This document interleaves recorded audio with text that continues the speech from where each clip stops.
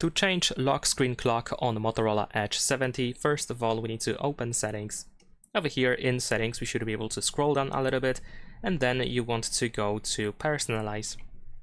Now in here go to the lock screen, and then in here we should be able to find our clock. You want to tap on this lock screen to then be able to tap on the clock to customize the clock on the lock screen. So here we have the choice of different clock faces.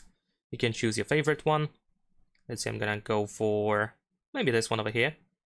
Then you should be able to switch to the font customization, so you can choose whichever font you would like to use. And let's say I'm gonna choose this one. And we also have the option to choose a color. You can also go for this color wheel to choose your own color in here quite easily. So there we go. Let's say I'm just gonna choose dark because why not? All right.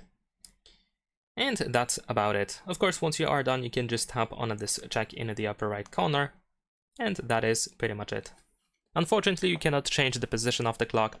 It is always on this upper side of the lock screen, at least for now.